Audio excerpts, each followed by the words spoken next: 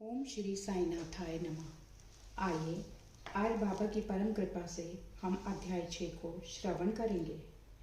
इस अध्याय में रामनवमी उत्सव, मस्जिद का जीर्णोद्धार, गुरु के कर स्पर्श की महिमा, चंदन समारोह, उर्स और रामनवमी का समन्वय, मस्जिद का जीर्णोद्धार कैसे हुआ, इस बारे में चर्चा करेंगे।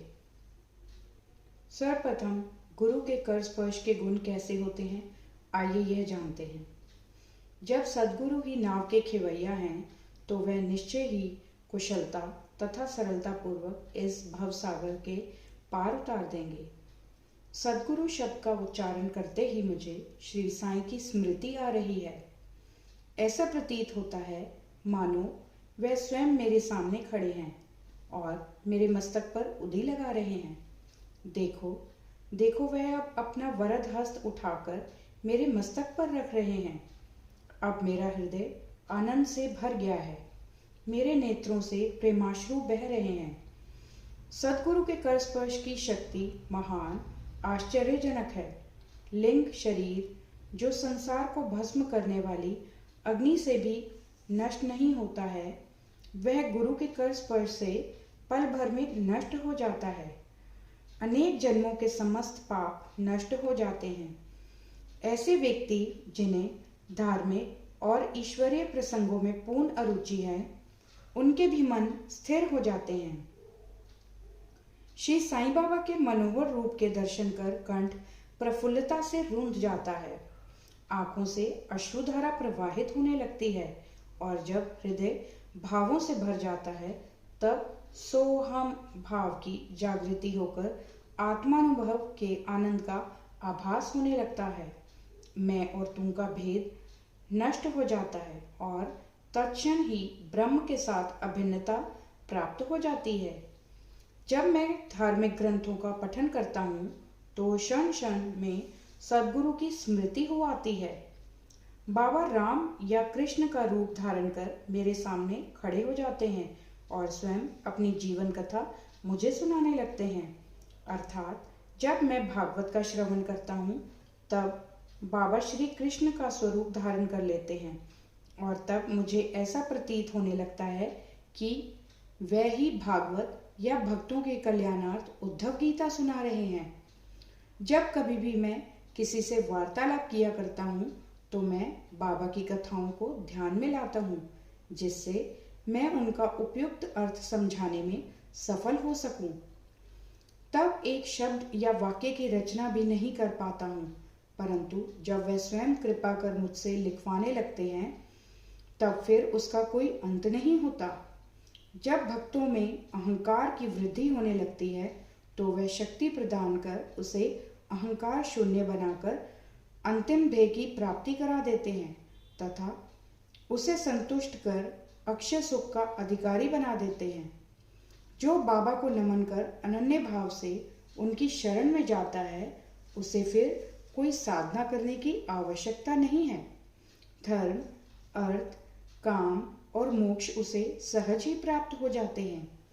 ईश्वर के पास पहुंचने के 4 मार्ग हैं: कर्म, ज्ञान, योग और भक्ति।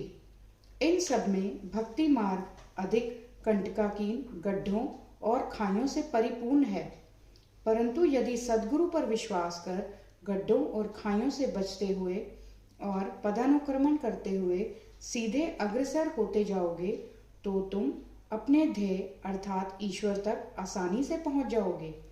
श्री साईं बाबा ने निश्चयात्मक स्वर में कहा है कि स्वयं ब्रह्म और उनकी विश्व की उत्पत्ति, रक्षण और लय करने आदि की भिन्न भिन्न शक्तियों के पृथकत्व में भी एकत्व है। इसे ही ग्रंथकारों ने दर्शाया है। भक्तों के कल्याणार्थ श्री साईं बाबा ने स्वयं जिन वचनों से आश्वासन दिया था उनको नीचे उद्धृत किया जाता है।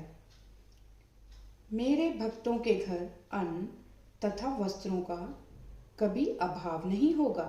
यह मेरा वैशिष्ट्य है कि जो भक्त मेरी शरण आ जाते हैं और अंतःकरण से मेरे उपासक हैं, उनके कल्याणार्थ मैं सदैव चिंतित रहता हूँ। कृष्ण भगवान ने भी गीता में यही समझाया है इसलिए भोजन तथा वस्त्र के लिए अधिक चिंता ना करो। यदि कुछ मांगने की अभिलाषा है तो ईश्वर को ही मांगो। सांसारिक मान व उपाधियां त्याग कर ईश कृपा तथा अभेदान प्राप्त करो और उन्हीं के द्वारा सम्मानित हो। सांसारिक साधनों से कुपथगामी मत बनो। अपने इष्ट को दृढ़ता से पकड़े रहो। समस्त इंद्रियों और मन को ईश्वर चिंतन में प्रवृत्त रखो। किसी पदार्थ से आकर्षित ना हो। सदैव मेरे स्मरण में मन को लगाए रखो ताकि वह देह, संपत्ति व ऐश्वर्य की ओर प्रवृत्त ना हो। तब चित्त स्थिर, शांत व निर्भय हो जाएगा। इस प्रकार की मनस्थिति प्राप्त होना इस बात का प्रतीक है कि वह सुसंगति में है। यदि चित्त की चंचलता नष्ट न हुई तो उसे एकाग्र नहीं किया जा सकता। बाबा के उपयुक्त शब्दों को उद्धृत कर ग्रंथकार शिरडी के रामनवमी उत्सव का वर्णन करते हैं।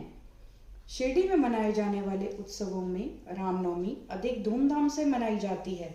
अतः इस उत्सव का पूर्ण विवरण, जैसा कि साईं लीला पत्रिका 1925 के पृष्ठ 197 पर प्रकाशित हुआ था, यहाँ संक्षेप में दिया जाता है। प्रारंभ। कोपर गांव में श्री गोपाल राव गुंड नाम के एक इंस्पेक्टर थे। वे बाबा के परम भक्त थे। उनकी 3 स्त्रियां थी, परंतु एक के भी संतान न थी। श्री साईं बाबा की कृपा से उन्हें एक पुत्र रत्न की प्राप्ति हुई। इस हर्ष के उपलक्ष्य में सन 1897 में उन्हें विचार आया कि शिरडी में मेला अथवा उर्स भरवाना चाहिए। उन्होंने यह विचार शिरडी के अन्य भक्त तात्या पाटिल, दादा कोते पाटिल और माधवराव के समक्ष विचारनाथ प्रकट किया। उन सभी को यह विचार अति रुचिकर प्रतीत हुआ तथा उन्हें बाबा की भी स्वीकृति और आश्वासन प्राप्त हो गया। उर्स भरने के लिए सरकारी आज्ञा आवश्यक थी, इसलिए एक प्रार्थना पत्र कलेक्टर के पास भेजा गया, परंतु ग्राम कुलकर्णी के आपत्ति उठाने के कारण स्वीकृति प्राप्त न हो सकी। परंतु बाबा का आश्वासन तो प्राप्त हो ही चुका था, अतः पुनः प्रयत्न करने पर स्वीकृति प्राप्त हो गई। बाबा की अनुमति से रामनवमी के दिन उर्स भरना निश्चित हुआ। ऐसा प्रतीत होता है कि कुछ निष्कर्ष ध्यान में रखकर ही उन्होंने ऐसी आज्ञा दी, अर्थात उर्स व रामनवमी के उत्सवों का एकीकरण तथा हिंदू मुस्लिम एकता, जो भविष्य की घटनाओं से ही स्पष्ट है कि यह ध्येय पूर्ण सफल हुआ। प्रथम बाधा तो किसी प्रकार हल हुई। अब द्वितीय कठिनाई जल के अभाव की उपस्थित हुई। शिरडी तो एक छोटा सा ग्राम था और पूर्व काल से ही वहां जल का अभाव बना रहता था। गांव में केवल 2 कुएं थे, जिसमें से एक तो प्रायः सूख जाया करता था और दूसरे का पानी खारा था। बाबा ने उसमें फूल डालकर उसके खारे जल को मीठा बना दिया, लेकिन एक कुएं का जल कितने लोगों को पर्याप्त हो सकता था। इसलिए तात्या पाटिल ने बाहर से जल मंगवाने का प्रबंध किया। लकड़ी व बांसों की कच्ची दुकानें बनाई गई तथा कुश्तियों का भी आयोजन किया गया। गोपाल राव गुंड के एक मित्र दामू अन्ना कासार अहमदनगर में रहते थे। वह भी संतानहीन होने के कारण दुखी थे। श्री साईं बाबा की कृपा से उन्हें भी एक पुत्र रत्न की प्राप्ति हुई थी। श्री गुंड ने उनसे एक ध्वज देने को कहा। एक ध्वज जागीरदार श्री नाना साहेब निमोनकर ने भी दिया।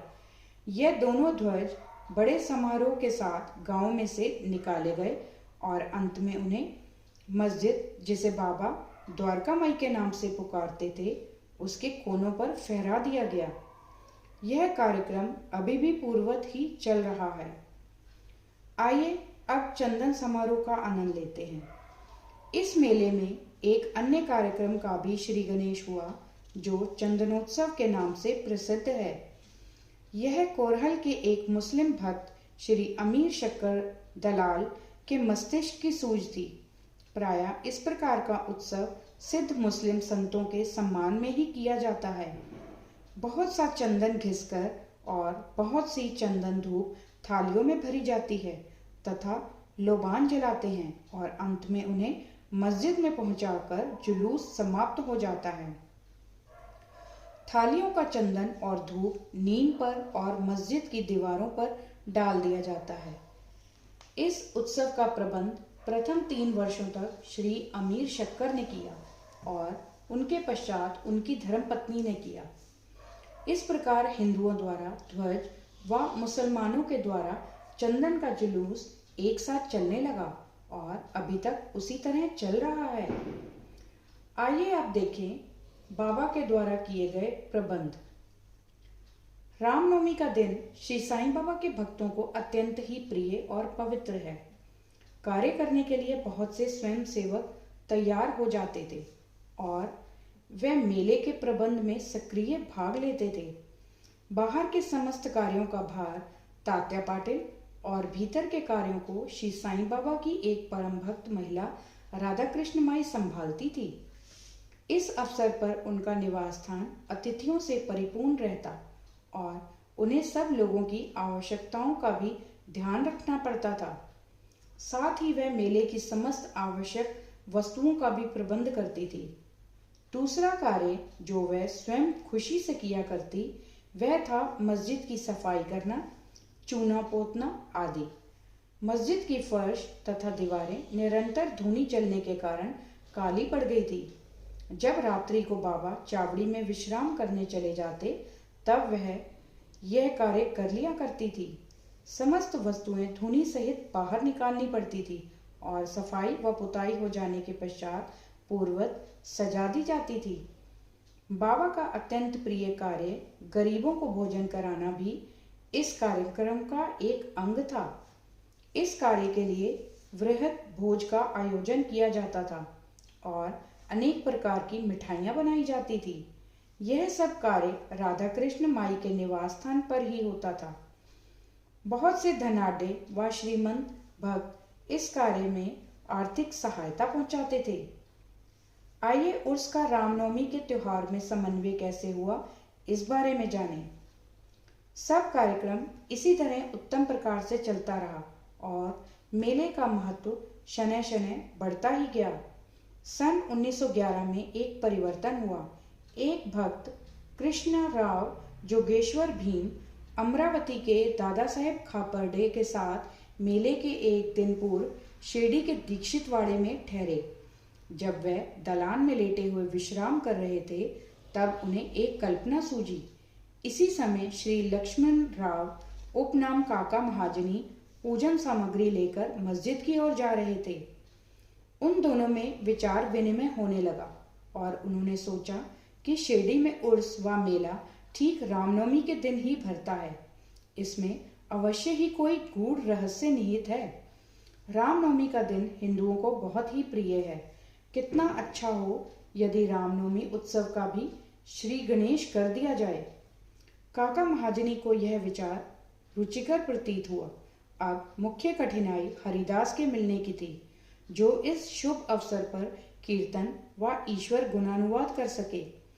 परंतु भीष्म ने इस समस्या को हल कर दिया। उन्होंने कहा कि मेरा स्वरचित राम आख्यान जिसमें राम जन्म का वर्णन है तैयार हो चुका है।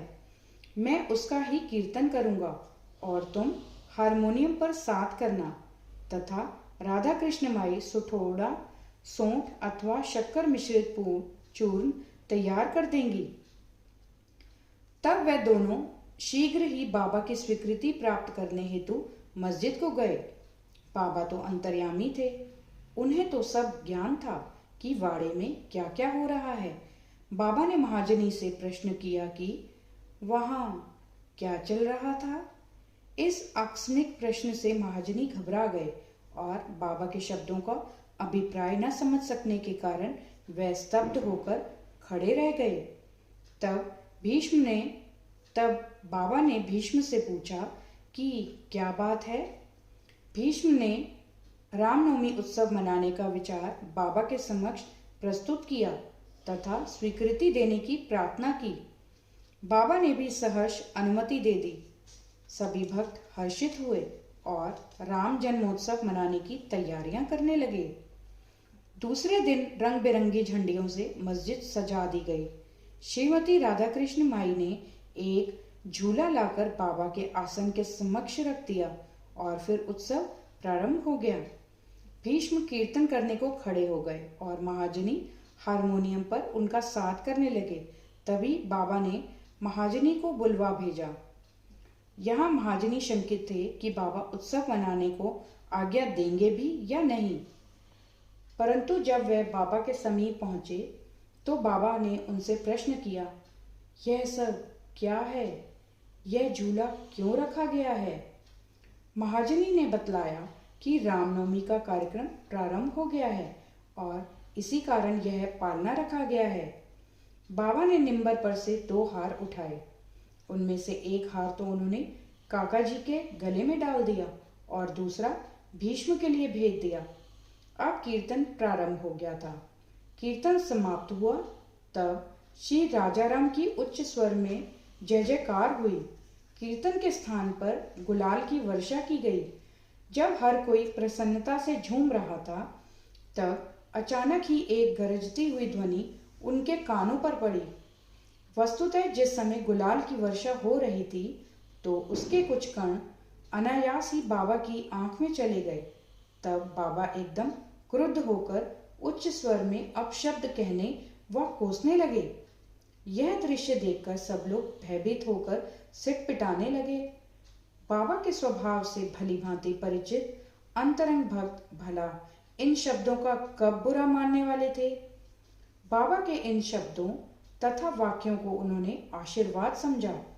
उन्होंने सोचा कि आज राम का जन्मदिन है, अतः रावण का नाश, अहंकार एवं दुष्ट प्रवृत्ति रूपी राक्षसों के संहार के लिए बाबा का क्रोध उत्पन्न होना सर्वथा उचित ही है।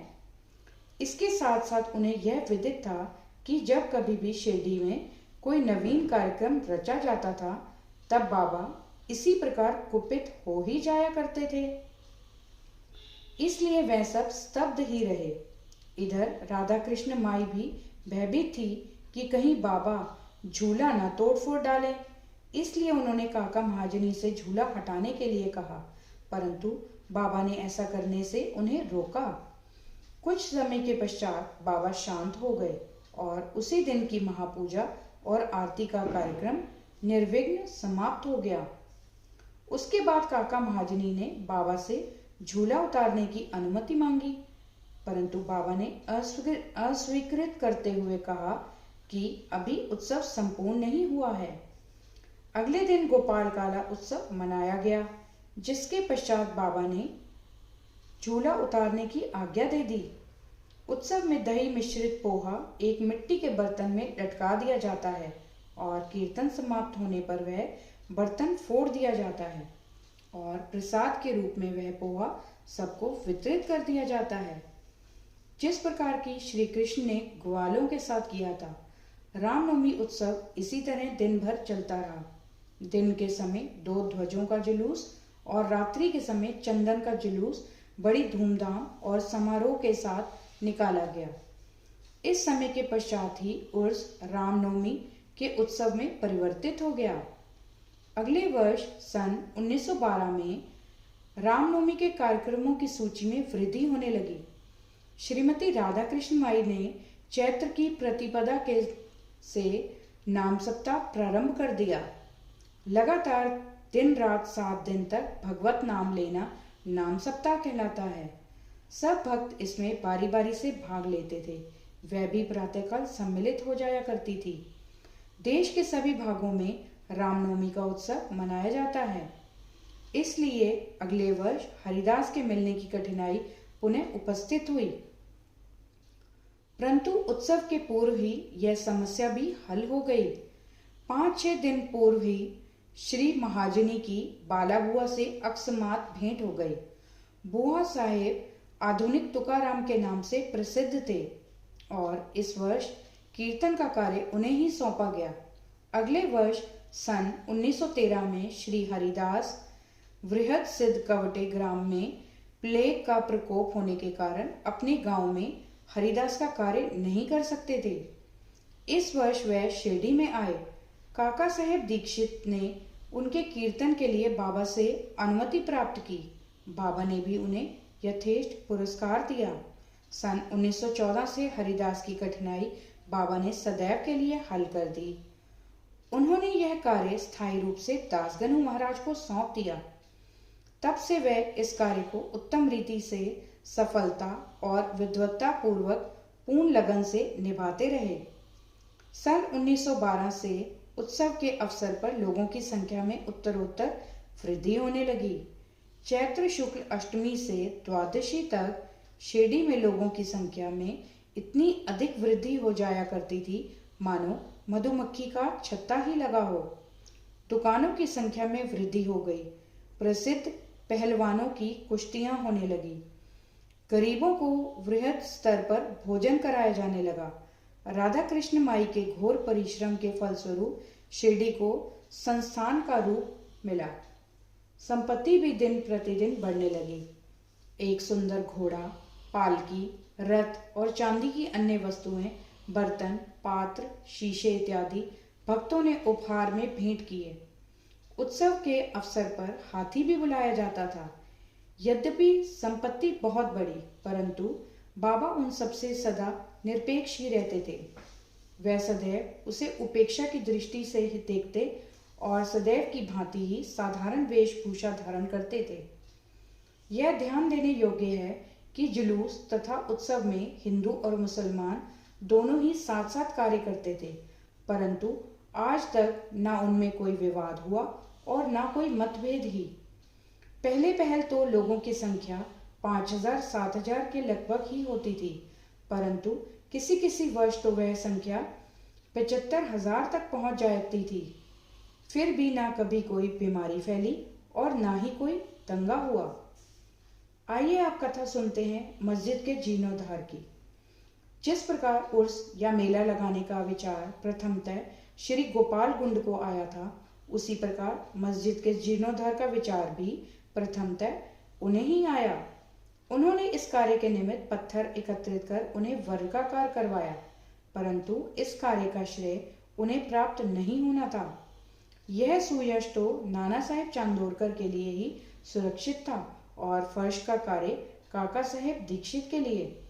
प्रारंभ में बाबा ने इन कार्यों के लिए स्वीकृति नहीं दी, परंतु स्थानीय भक्त महालसापति के आग्रह करने से बाबा की स्वीकृति प्राप्त हो गई और एक रात में ही मस्जिद का पूरा फर्श बन गया। अभी तक बाबा एक टाट के टुकड़े पर ही बैठते थे। अब उस टाट के टुकड़े को वहां से हटाकर उसके स्थान पर एक छोटी सी गादी बिछा दी गई। सन 1911 में सभा मंडप भी घोर परिश्रम के उपरांत ठीक हो गया। मस्जिद का आंगन बहुत छोटा तथा असुविधाजनक था। काका साहेब दीक्षित आंगन को बढ़ाकर उसके ऊपर छप्पर बनवाना चाहते थे। यथेष्ट द्रव्य राशि व्यय कर उन्होंने लोहे के खंभे, बल्लियां व कैंचियां मोल ली और कार्य भी प्रारंभ हो गया। दिन रात परिश्रम कर भक्तों ने लोहे के खंभे जमीन में गाड़े। जब दूसरे दिन बाबा चावड़ी से लौटे, उन्होंने उन खंभों को उखाड़ कर फेंक दिया और अति क्रोधित हो गए। वह एक हाथ से खंभा पकड़कर उसे उखाड़ने लगे और दूसरे हाथ से उन्होंने तात्या का साफा उतार लिया और उसमें आग लगाकर गड्ढे में फेंक दिया। बाबा के नेत्र जलते हुए अंगारे के सदृश लाल हो गए। किसी को भी उनकी ओर आंख उठाकर देखने का साहस नहीं होता था। सभी बुरी तरह भयभीत होकर विचलित होने लगे कि अब क्या होगा। भागोजी शिंदे कुछ साहस कर आगे बढ़े, पर बाबा ने उन्हें धक्का देकर पीछे ढकेल दिया। माधवराव की भी वही गति हुई। बाबा उनके ऊपर भी ईंट के ढेले फेंकने लगे। जो भी उन्हें शांत करने गया, उसकी वही दशा हुई। कुछ समय के पश्चात क्रोध शांत होने पर बाबा ने एक दुकानदार को बुलाया और एक जरीदार साफा खरीदकर अपने हाथों से उसे तात्या के सिर पर बांधने लगे, जैसे उन्हें विशेष सम्मान दिया गया हो। यह विचित्र व्यवहार देखकर भक्तों को आश्चर्य हुआ।